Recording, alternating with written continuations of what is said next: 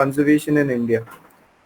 Today, it is one of the largest organizations with around 200 chapters across the country, and this all things happened in last 35 years. So Intach has pioneered in the field of conservation, preservation of not just built and unbuilt heritage, but also the intangible heritage also. At present, the headquarters are at Delhi, and we have a Pune chapter which was established in 1986. And since then, we have carried out a lot of significant projects for cause of Pune's heritage. So main mission, if you see, is to conserve heritage based on the belief that living in harmony with heritage enhances the quality of life, and it is the duty of our every citizen of India as laid down in the Constitution. So that's a quick introduction. I would like to introduce today's speaker. We have with us architect Tejaswini Aphale, who is a JNEC pass out, a conservation architect and an archaeologist by profession. She comes from a history-loving and a trekking family, and hence she decided to pursue a master's in ancient Indian history and archaeology from Deccan College. She later pursued a second postgraduate degree, that is in historic preservation, from University of Pennsylvania, United States. She also worked with Archaeological Survey of India, New Delhi as a consultant conservation architect, and has been able to work on a broad spectrum of heritage in field of national level, from conservation, visitor management to heritage world procedures, etc. She is also empaneled with Directorate of Archaeology and Museums, Maharashtra State, and recently she has completed feasibility study of monuments and sites of Aurangabad city for UNESCO World Heritage nomination. Not to forget, she is also a member of Intach, and that is the biggest asset what we have. So with this small introduction, I would like to hand it over to architect Tejaswini ma'am for her enriching session about lesser known Aurangabad. Over to you. You're not audible. You need to unmute. Sorry. I'm just signing out from here. I'll be signing in from laptop. Yeah. Thank you. Perfect.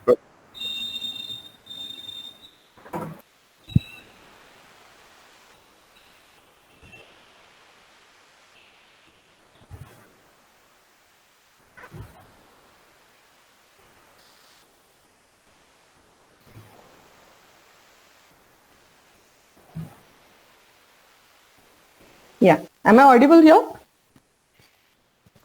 Yes. Yes, you're audible, okay. But the presentation is no longer seen. Yes.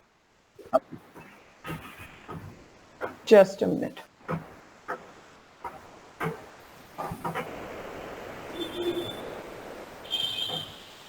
Now can you see presentation? Yes. Yes. Okay.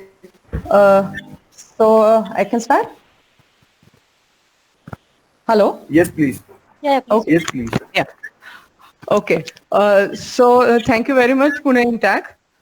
When Supriya asked me if I would like to talk on which subject and if it is Pune, and I straightway said Aurangabad, because obviously it is my home turf. And second thing, one, there are few things I really want to talk about. One, when anybody from or outside Aurangabad come to Aurangabad or is asked what is Aurangabad, and people talk about Ajanta Ellora. Again, when you talk about Aurangabad as city, and they talk about city of gates and tourism capital of Maharashtra, or a historic city, or something like founded by Malikambar or city of Nehrs. And then I really asked what exactly city is. Because when I'm working on this city for last almost 8 to 10 years from various aspects, and I really want our notion to change. Yes, Aurangabad is historic city. Aurangabad was founded by Malikambar. Aurangabad is a city of gates, but Aurangabad history goes, way back beyond that. When we say, Aurangabad is 2000 years old, what exactly that means when 2000 years old? And you might feel that I am going to just, see history. I'm going to take you on history, but it is more going to going to have historical journey than just a history. Let's start from what extent of Aurangabad. I don't think I have to tell where Aurangabad is and what is the geography of Aurangabad, because most of people here I see are from Pune or surrounding areas. So Aurangabad, this is Aurangabad city. This is the extent of present day Aurangabad city. As you know, it is a district capital of Aurangabad district, main city of Aurangabad district, and a main city in Marathwada region, which is centrally located in Maharashtra. Northern area has a boundary of few hills, and the southern area has some few hills. On both the sides, east and west, we don't have hills, but it's quite a plateau region. We have few, as you can see, water streams going through Aurangabad. Kham Nadi being a main stream, which is a tributary of Godavari. Then there are few more rivers, but actually they originate in and around Aurangabad. So they don't, the catchment area is so divided. So we don't have that much of, it's kind of semi-arid region, and not none of them are a perennial source. So prehistoric period of Aurangabad, actually, there have been incidences that Maharashtra State Archaeology did some excavation back in maybe 70s, 80s with Marathwada University. They found some stone tools. Then some surface exploration was carried out within the university area. That produced few stone tools of around Neolithic or little beyond that. After that, we don't have any findings from proto-historic period, and we directly go to early historic period. In early historic period, which we are mostly familiar with, early historic period was Janapadas, 16 Janapadas, and two of them, Mulaka and Asmaka, their areas was in Marathwada, and more or less Asmaka Janapada was in and around Aurangabad. Exactly what was happening that time, how are the settlements, we really don't know. But when we come to Satvahana period, not very far away from Aurangabad, Satvahana had their capital, which is Pratishthan, and then Bokardan, which is again around 100 kilometers from Aurangabad. That was quite a flourished town. And there were trade routes, but exactly what was happening in Aurangabad, what was the nature of settlement in Aurangabad, is kind of still lost somewhere in historical pages. There have been some surface explorations carried out recently. They have produced some bricks and pottery from Satvahana period, but exact extent is still unknown. But the most important record from that period is in the form of Aurangabad caves. Aurangabad caves, and particularly cave number 4, which is Chaitya. That Chaitya is ascribed to 4th century BC to CE by scholars like Vidya Dayaja, Dhaulkar sir, and Priya Bamtachio. Existence of these caves and also inscriptions at Canary Caves, which mentions that when Pratigupta donated a sum for the construction of or for the excavation of a cave near Raj Tadak, point out towards some existence of settlement nearby. Whether that settlement was called Raj Tadak, we can't really say that, because Raj Tadak is generally royal reservoir, so we can't really say very confirmed that that is called by Raj Tadak. But yes, there was existence of some settlement, and as I said, surface exploration carried out recently suggests that there was some kind of settlements in nearby areas, Jatwada, Satara, and Harsul area. So taking all this together, so there was some kind of human activities but exactly its nature, its extent, and how glorious it was, we really can't see. But these cave activity, whatever human activity after that continued with cave activities. Aurangabad caves, as you may know, there are 10 caves. First, as I said, rather number fourth is Hinayan caves. Then there are 1, 2, 3, and 5 caves. They are more or less Mahayan caves. And 6, 7, 8, 9 also are Mahayan or Vajrayan caves. And 10th is a Hindu cave because there is a Ganesha idol there or Ganesha image there. So as any cave used for Bhikkhu Varsha would have it, some settlement would definitely have been somewhere around, these caves. This activity which really started in Satvahana period, this cave activity which started in Satvahana period, it seemed to have continued in Vakataka period as in the form of, Mahayan and Vajrayan caves. Then especially if you would have been there and not, sorry, we don't have much time and I have to cover whole Aurangabad, so I'm not going to kind of give a lot of time to each and every monument, but I'm just going through that. So next time, whenever you come to Aurangabad, you will be able to see many of the things. So as you say, how Vajrayana is represented in these caves, 5, 6, 7, 8. Ashtamahabhaya panel here is one of the beautiful examples of Vajrayana or Tantric Mahayana period. Then there is, if you see, right below photograph, you will see in Aurangabad caves, which is very rare that Aurangabad caves have, bhikkhus or devotees, not bhikkhus, but devotees sitting, almost life-size devotees sitting, worshipping Buddha. And this is amazing feature. Then you may have seen this photograph when it comes to Aurangabad. Cave number 7 has this dancer, and just look at her pose and surrounding musicians. This cave is actually from Ashmaka period. All these caves are from Ashmaka period. It is not Ashmaka Janapada, but Ashmakas were feudatories of Vakatakas, and they were ruling this area. It is said that they may have some their capital somewhere here, but we don't have that many evidences found yet. But again, excavation, even excavation hasn't been carried out. So their existence is mostly ascribed from the inscription from Ajanta, as well as stylistic features from Pitarkhora and Ajanta too.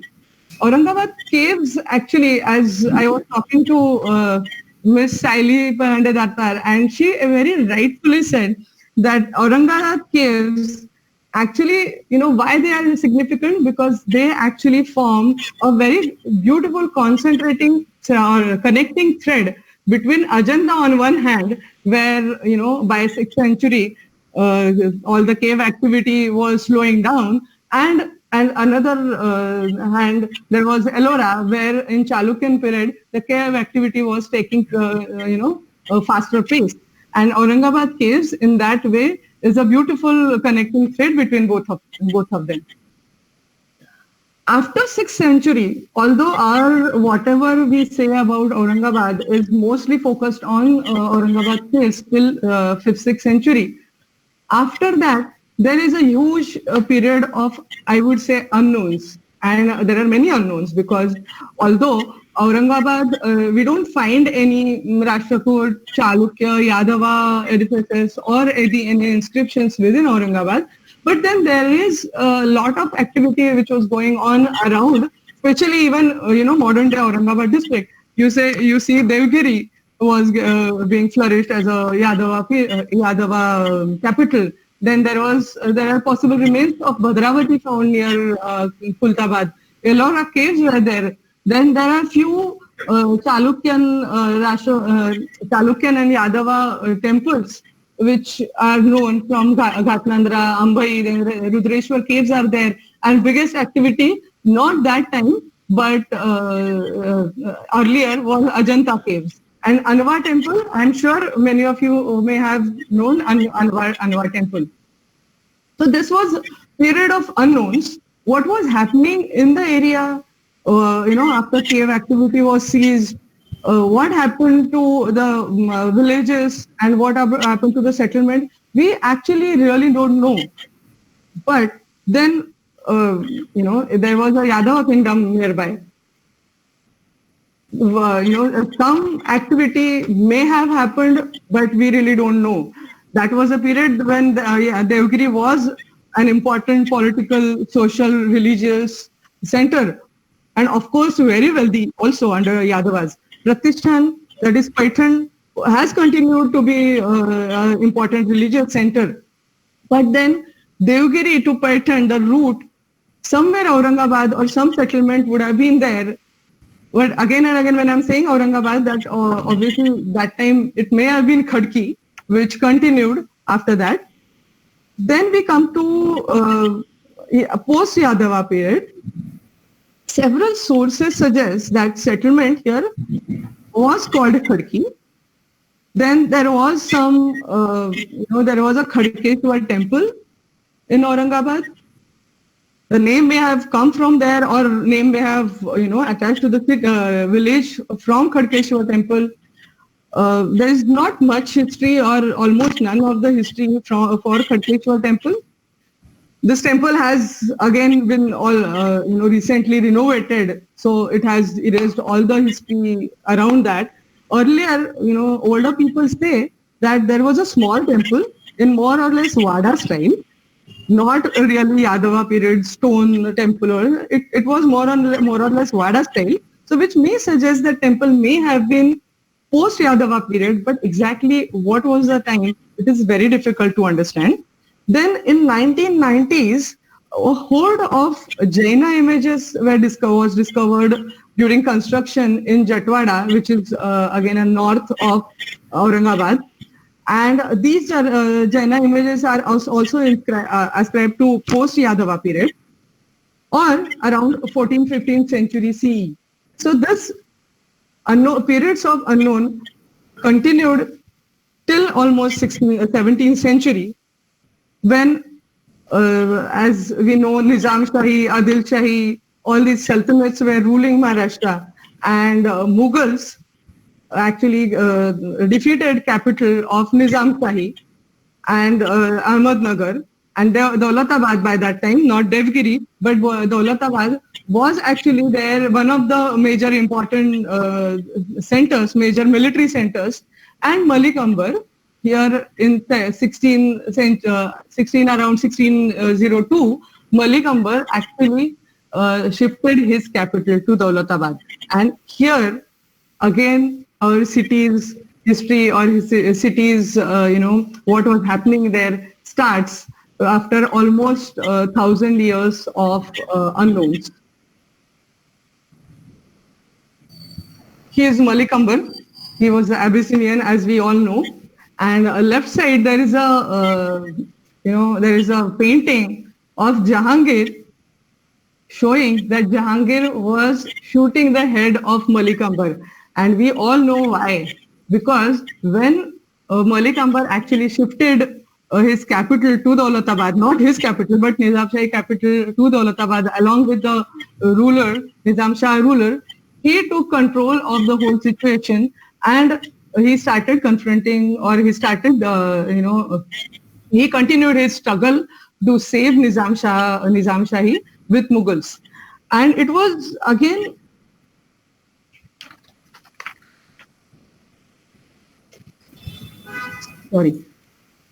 so he continued his struggle.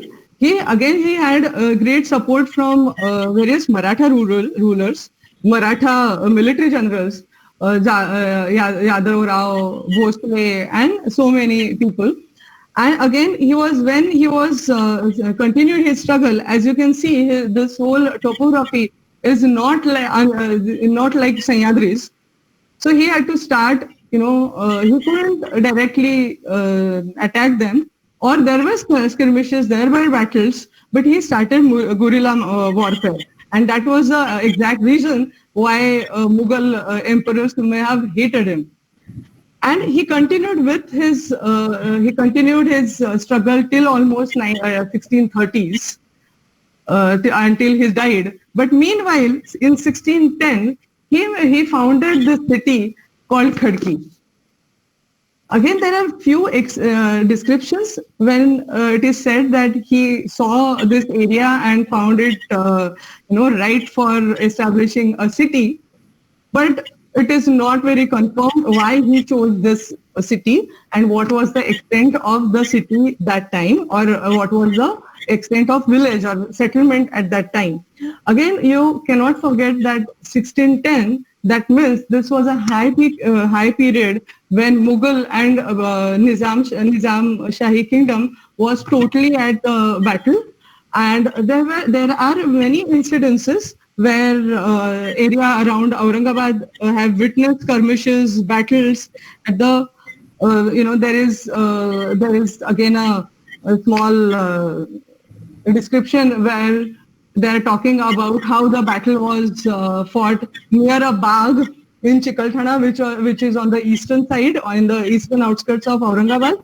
So there are a lot of battles and war was happening. It must have been really difficult for him to establish a city.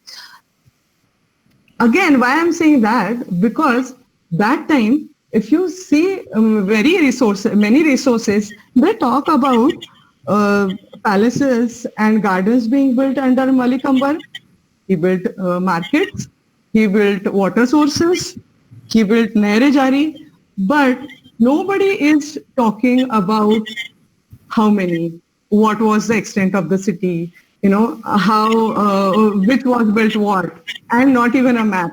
So there, when we say it was built by Malik Ambar, we have very few literary records. At least till date, I haven't come across any descriptive record about Malik Ambar's patronage to Aurangabad. Then there are very few standing today, prominent of which are Kali Masjid. There were five Kali Masjids built under Malik Ambar. Kali Masjid comes from black basalt, masjid built by black basalt, not really, now they are white, but they're built by black basalt. Then Bhadkal Gate, Chitta Khana, Jama Masjid was built during Malik Ambar's period, and one of the most prominent and one of the most known was Naukhanda Palace. It was a palatial complex built during Malik Ambar. Its extent, as we know from old people, from oral history, its extent was not much, but today Aurangabad's Ghati Hospital stands on or is constructed on Naukhanda Palace remains. But again, Naukhanda Palace may have been very fortified, or we can say, fenced with a wall, but the whole city was not fortified. One of the Malik Ambar's achievement was Nair-e-Jari, or Nair-e-Ambari as we say.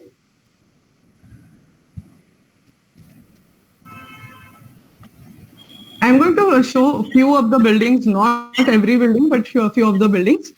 This is Bhadkal Gate. It was built in the commemoration of a victory. And most important thing is, this was not a gate attached to fortification, but this was a standalone edifice. Again, on the right, you can see Naukhanda Palace as it looks today. It definitely doesn't look as it must have been during Nizam Shahi period, because it was used by Aurangzeb, by Asaf Jah later. So this was a Naukhanda Palace, actual palace, which is standing in ruins today. Then there is a gate. This gate suggests that Naukhanda Palace may had a fortification wall, because again, how Nizam Shahi period monuments is very, there are symbols. As you can see, there are symbols on the, there is what we can say, pendant, lotus pendant and lotus flowers. And another masjid, there is a masjid also in that whole Naukhanda Palace palatial complex. Today it has only Naukhanda Palace, then there's masjid, and there is a baradari which has been totally converted into a hall. Now you can't really say that was a baradari, and this gate. Other than that, there is nothing which we can ascribe to Nizam Shahi period for Naukhanda Palace. Then there are 5 masjid. I can show you. I am going to show you only one because the other 4 are quite plain in nature, and they have quite alterations in modern period. You can see some alterations here also. They have built RCC structure in front of it, and this is a state protected monument, but still they have constructed RCC structure in front. This is one of the most beautiful structures, I would say, in the city. Then there is a Jama Masjid. Jama Masjid was initially built by Malik Ambar, but later it was extended by Aurangzeb. And then there is a Chita Khana. It is also called as a Pandit Griha. It was later converted into a prison, and now it is converted into a town hall. Malik Ambar was known mainly for his water management systems. This is Malik Ambar or Nehre Ambari, or in reality it is called as Nehre Jari. And what Nehar is, so basically it is an underground water channel. Nehre Ambari is an underground water channel, but there are, other than the Nehre Ambari, there are 14 more nehers in Aurangabad. Not every neher is underground water channel. Some of the nehers are terracotta pipes, where water flowing through, but terracotta pipes also. Intach, Aurangabad in around 2008-9, or maybe before that, they had carried out some survey, and later architect Pradeep Deshpande, who is from Aurangabad, he had carried out some survey of Nehre Ambari. But this neher or this whole underground water channel is broken at so many points that it's not flowing as it should flow till Chitakhana or Naukhanda Palace, but it is broken at so many points. We just have a lot of bambas. Bamba is a water vent which we can see above the ground, and it is for to vent out the air which can trap inside. These photographs are from architect Pradeep Deshpande's Facebook account and Intach Aurangabad, because what we see today, or maybe what I am seeing today, is this. This is Gomukh, where Nehre Ambari has a bend and it goes in a different direction. And now see, this is its situation. After Sultanate period comes Mughal period. After 1600s only Mughals were in Deccan.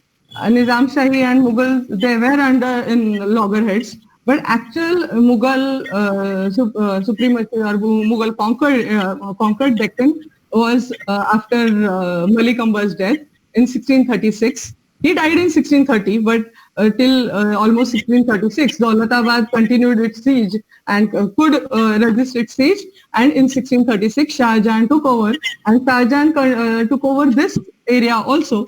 But before 1636, in 1621, there are records that Mughals had arsoned the city, or whatever that settlement was, and Mughal attacked and demolished the city. So perhaps that is the reason that we don't, have many things from this city. It may have erased, many of the markers from Malik Ambar city, because as the description says, there were markets, there were palaces, there were gardens. So these gardens, either they have continued till almost Mughal period, or they were tossed. So Mughal period, Aurangzeb was appointed as a viceroy in 1636. Shah Jahan went back to Delhi after Jahangir's death, and he was appointed as a first viceroy. He continued his first royalty from Daulatabad till almost 1644. But his secondary viceroyalty, he may have stayed in Aurangabad, because there are records saying that he Prince staying in Aurangabad. So from 1653 to 58 almost, when his second viceroyalty was in Aurangabad, he returned to Aurangabad as an emperor in 1682 and with an aim to destroy Marathas, Adil Shahi and Qutub Shahi, which he continued till his death in 1707. So almost for 24 his last 24 years, he was not properly in Aurangabad, but his retinue was Aurangabad, and Aurangabad was kind of a second capital of Mughal Empire. First, what we see Aurangabad is Bibi Ka Maqbara. I was very purposely not going to include Bibi Ka Maqbara and Panchaki because although they are prominent, monuments, I really wanted to focus on lesser known monuments. So I'm not going to say many things, but one thing I would like to tell you is, today, just as Taj Mahal, even Bibi Ka Maqbara has lawns and few of the trees, on both the sides. But if you see photographs from almost 1896, you can see orchards on both the sides. I'll just go back to one more thing. When, in Mughal period, first viceroyalty, Aurangzeb may have, extended Jama Masjid, but not much of the work has been undertaken by him. In second viceroyalty, he have, there are few structures which were ascribed to his second viceroyalty, and that one of the structure is Ismail Khan's Maqbara. Ismail Khan was his Aurangzeb's guru or Aurangzeb's teacher, mentor, and he died in Aurangabad, and his Maqbara is built in Aurangabad. Today, this Maqbara is part of Maulana Azad campus, but at least survived. His second viceroyalty also we have seen, there are a lot of tombs in and around Aurangabad. Many of them are really in bad shape. And two of these tombs are particularly mentionable. One is Futa Maqbara in University campus, and second is, this is by city historian Rafat Qureshi, it is called Zainabadi Maqbara. There is no reason to call it that. Only description about, if you have heard Aurangzeb's story, Zainabadi was a dancer in whose love Aurangzeb had really gone mad, and he was ready to drink wine also. And she died very young, and she died in Aurangabad. So there is a description saying that Zainabadi was buried outside of Aurangabad, and her urus was held every year. So probably if this is Zainabadi's Maqbara, we don't know, but this is definitely one of the best monuments in Aurangabad.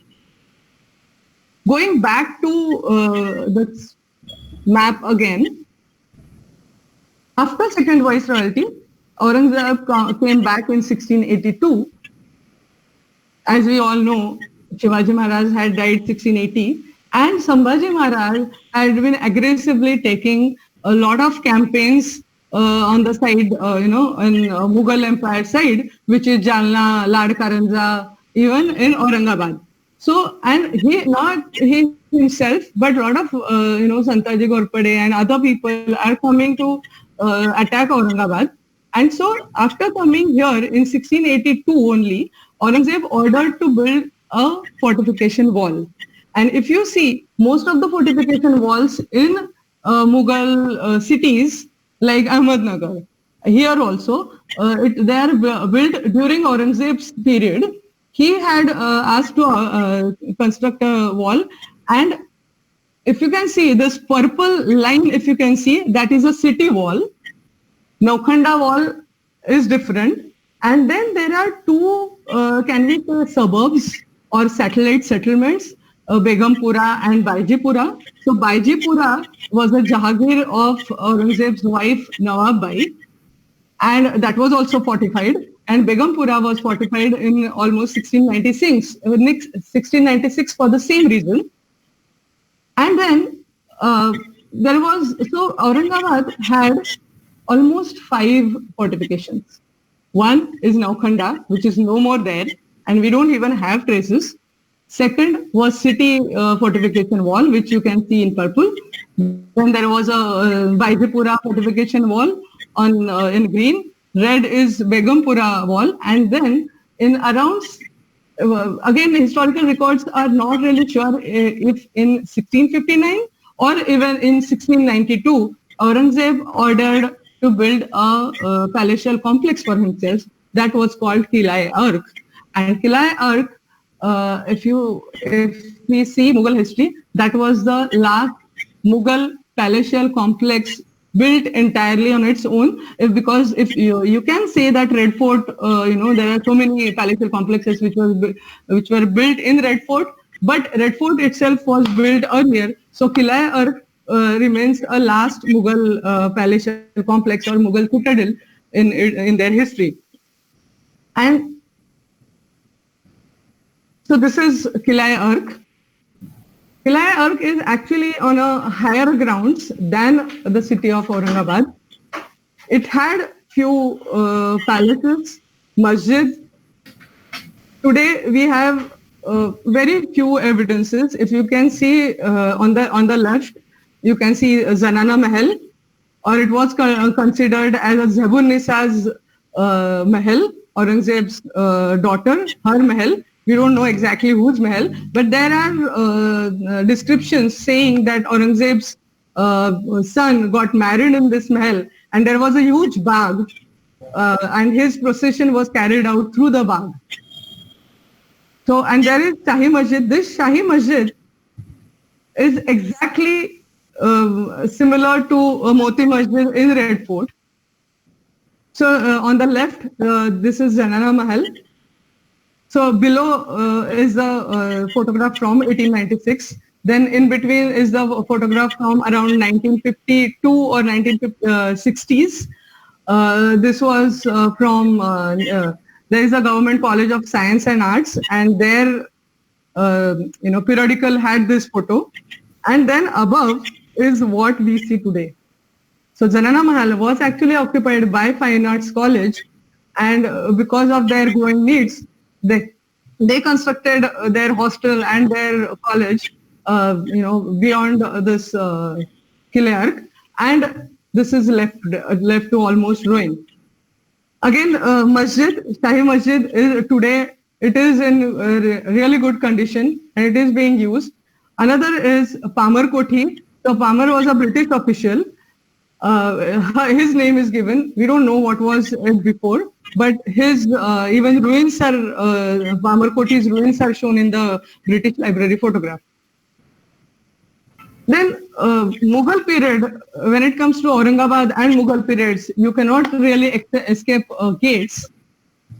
Mostly most of the people call that Aurangabad had 52 gates. And in reality, there is no mention of 52 gates anywhere. Where this 52 number comes in, at least, I have never found anywhere. So actually speaking, in main gates, there were around 17, 18 main gates, and then there were smaller khidkis. If you can see on the left, there is a khidki. Khidki is a smaller darwaza. There is one still remained in Begumpura area. So there may have been a khidkis, but actual main gates, there are only around 17 to 18 gates. Few of them, almost 15 of them, have still survived. 2 gates have been demolished.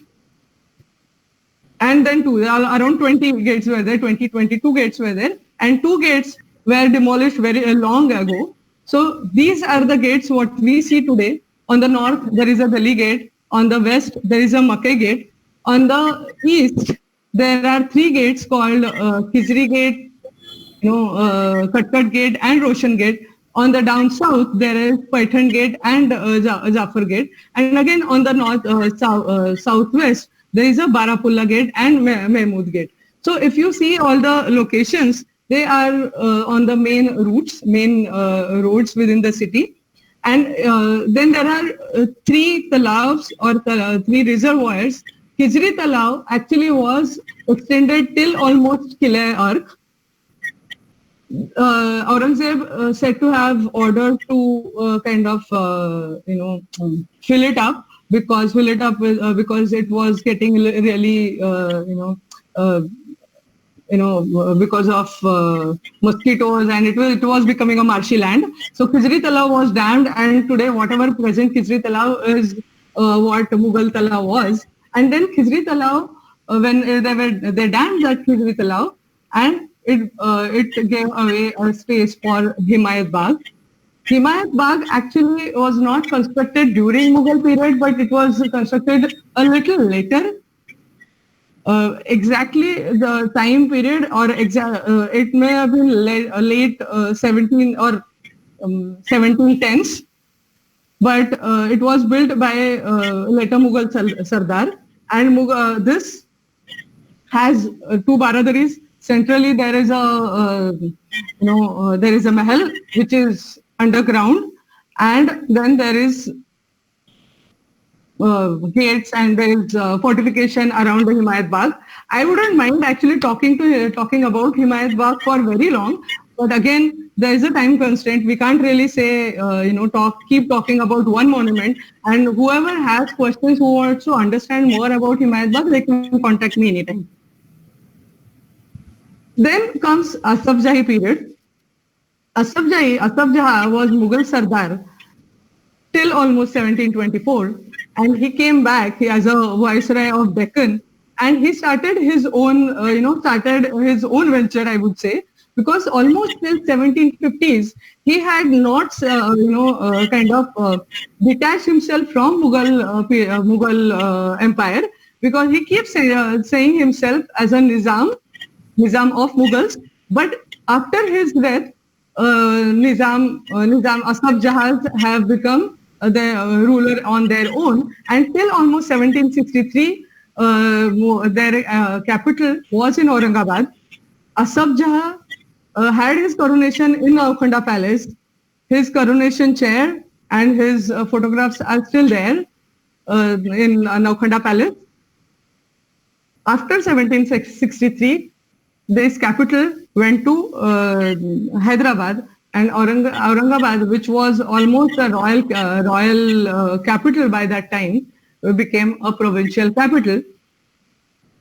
In that period, before this capital moved to Hyderabad, there are few exemplary monuments we can see. One of them is Panchakki. Panchakki is built in around 1733. There was a Sufi saint who had his guru's tomb built there, and there was a fortification around, not fortification but colonnade around that, and he had built this reservoir. He got a Panchakki Nehar built, and he had, why this is called Panchakki, because there is a chakki on the left hand which runs on the water, flowing water, and he used to use that. Shah Musafir used to use that grain, have flour made for poor people. So that's why it is called Panchakki. But this whole complex, it is a large complex, and it has two reservoirs and a masjid. And most important thing is this particular tomb and attached colonnade has an old manuscript library within this complex. And today this is a state protected monument and a headquarter for State Waqf Board. Then during the same period, there are few more tombs and masjids were built.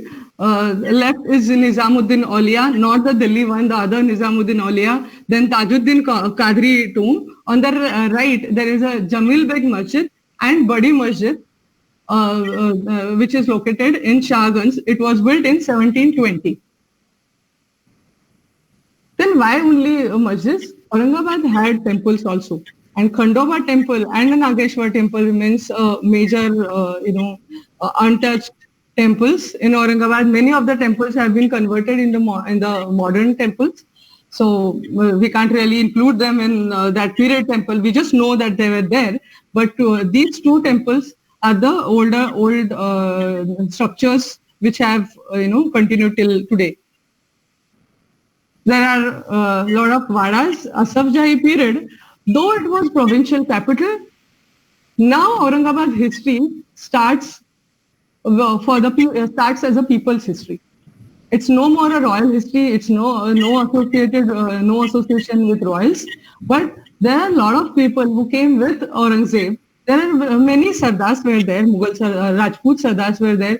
They established a lot of puras like Karnapura, Padampura were established by Raja Karna Singh Padam Singh from Bikaner. Then there was Pahadi Singh Pura, was built by, which was established as a camp for Raja Pahad Singh, Bundela king or Bundela ruler.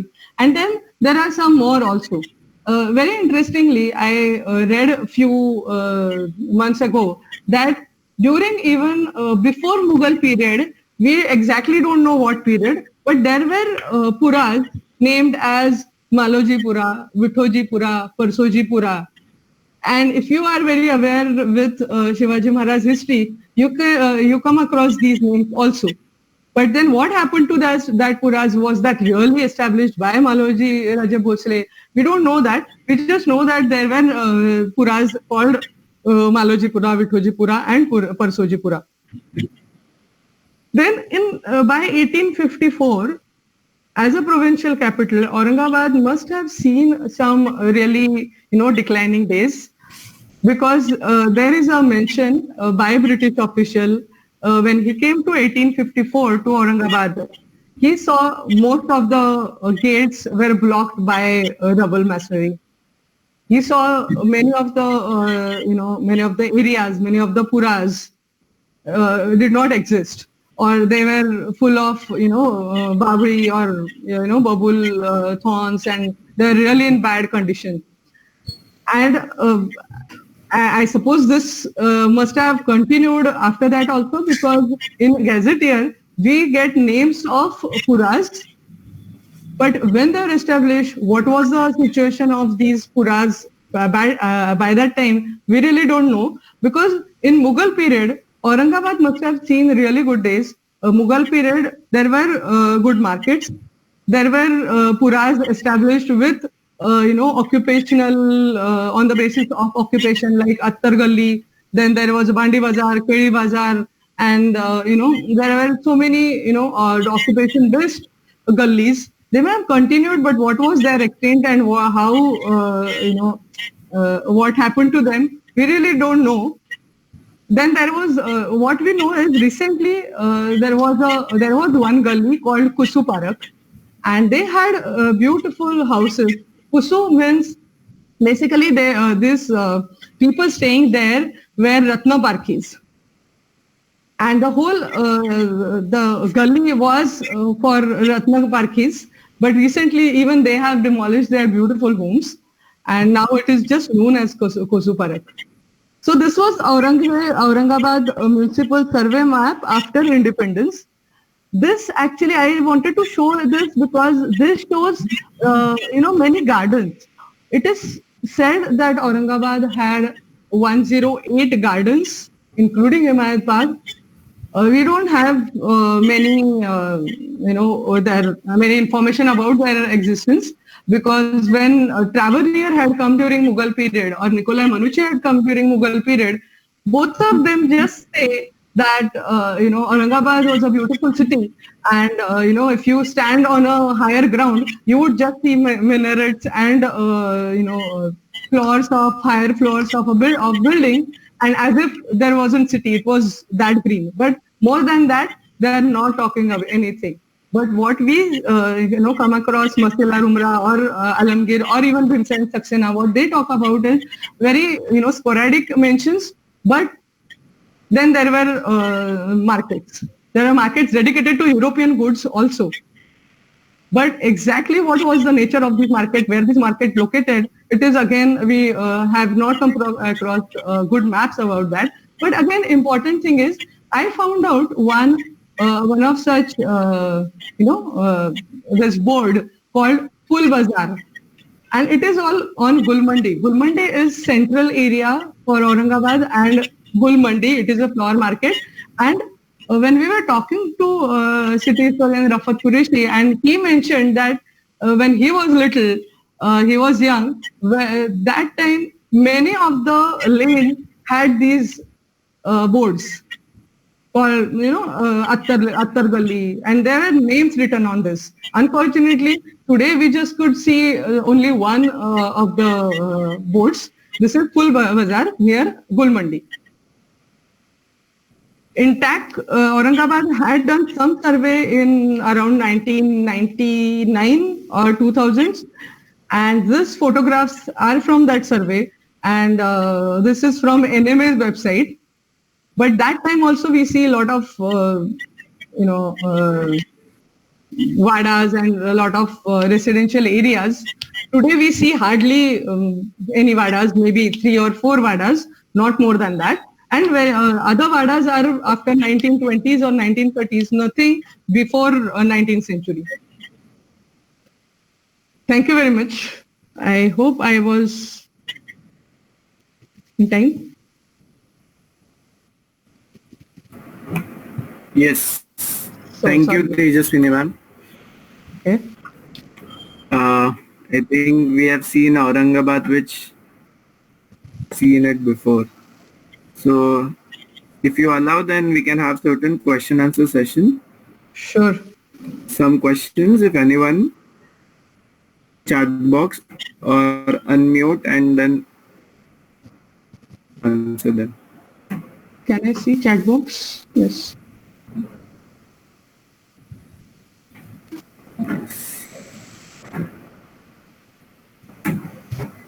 I don't see any questions as of now, but it was an interesting session, right from how Aurangabad actually started. And you rightly mentioned, when it comes to Aurangabad, it is either Ajanta, it is Ellora, it is Daulatabad, but not Aurangabad as a city comes to your mind.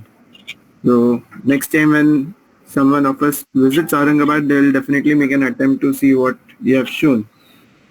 There was a suggestion by Mr. Deepinder that you showed a lot of photographs, but if you have written the names of those monuments, right, then they could have easily traced it. So sure. Thank you. That is one. Otherwise, there are no questions. I have one question, and I think just a small doubt. I did not understand in the early part of your presentation, you mentioned about Bhadravati. Yeah. So can you throw some light on what exactly that was? Yes. So Bhadravati, apparently people, according to many of the historians, Bhadravati was what Khultabad is today. But if you see Gazetteer, Bhadravati was a settlement which was between Kagzipura and Khultabad, somewhere between Okay. It is written in Gazetteer only. I didn't see any other reference. Okay. I had two more things to point out. Like you might be interested, and you of course know. Just 2 years or 1 year back, there was a step well, Yadav period step well, which was found in Aurangabad. So yeah. So sorry, I didn't go for that. I should have taken that with Nehers. So what you're talking about the Yadava period, stepwell in Satara, that is one point. But Aurangabad also has almost 7 to 8 stepwells, proper stepwells within city. And unfortunately, they are quite neglected. But there are quite large size stepwells in Aurangabad. So one more important thing is when Mughal city, the city flourished as a Mughal city. As I said, a lot of people came with Aurangzeb, and that time everybody had their own camp. And if you see particularly, then every camp or Pad Singhpura, Karnapura, Badampura, they had, or Kesar Singhpura, they had their own step wells. Of course, this is my hypothesis. Nothing is written on about this. But if you survey, then you will find one step well or bigger dug well, not in the center, but within that pura. Even Jaswantpura had one. It's interesting actually how it has changed later on to Nehar, and most of the water supply. No, actually, Aurangabad has three types, or I would say 4 types of water reservoirs or water system. One is Nehar. Again, Nehar has underground water level, underground channels and terracotta pipes, because the Nehars coming from Mahadev Donga, that is south, they are quite, 2-3 Nehars are underground water, terracotta pipes. Then there are reservoirs. Then there are dug wells also, and then there are 4th these step wells, and they are going hand in hand. They are not, it's not like there were Nehars built almost till 19th century. One of the last Nehars were Kiradpura and Thatte Nehar. So they have continued. Okay, interesting. Do we find any depiction of Aurangabad in other paintings? No. Yeah, can we say the person who started guerrilla warfare in Malikambar, at least in India, yes. And Maratha learned from it. There is no harm in saying that. Because, when you saying Maratha, you are talking only about Shivaji Maharaj. There were Marathas before also. There were Marathas working with Malikambar also. So yes, who learned from whom is again a question of research, I guess. Right, Saili? Saurabh? Yes. Yes, thank you. It was wonderful. I would like you to throw some light on the special needs of Aurangabad, the Himru and Mashru. Okay. So Himru and Mashru,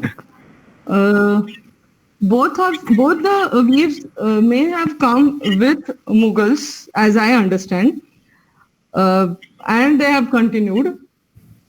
But today there are very few weavers for Himru, and I don't think there are many for Mashru. Mashru is quite a dying art, at least in Aurangabad. Then there is Bidri work also, in Aurangabad.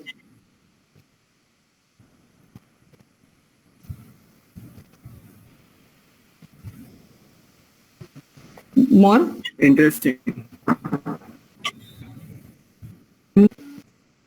And one more thing is, not Aurangabad, but nearby Daulatabad was famous for paper industry.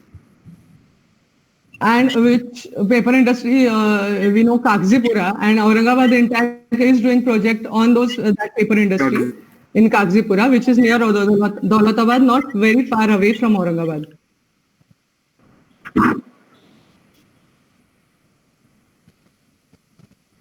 So the Madi Kagar.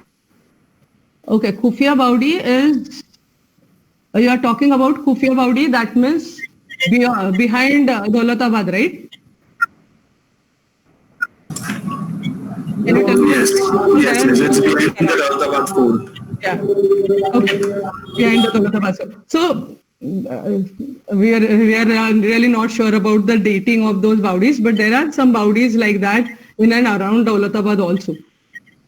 So it is Khufia. It is said Khufia Baudi because it is obviously, it has kind of a gallery, underground gallery also. It is located in a farm, right? You're talking about that. It is called Kali Baudi also. Yeah, that's the one. It's about 2-storied below ground. Yes. Dating again becomes a very difficult task in case of Daulatabad and Aurangabad also, because many people ask me about Aurangabad, how you date structures. Again, that Naukhanda, if we say Naukhanda was built by Malikambar or under Malikambar's patronage, what we see today it's not what Malik Ambar, that was not styled during Nizam Shah. But then there is a hammam, remains or hammam nearby. We can ascribe them to probably to Nizam Shah. So there has been so much of use of those structures again and again during this period that we can't really say this was from that period only.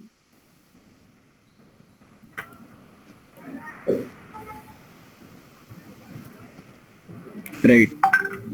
Any other questions?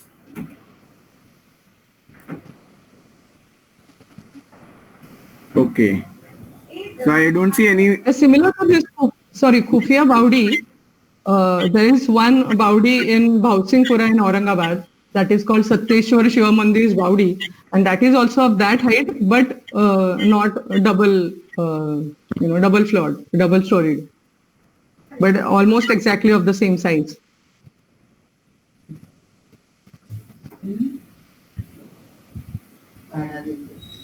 Okay.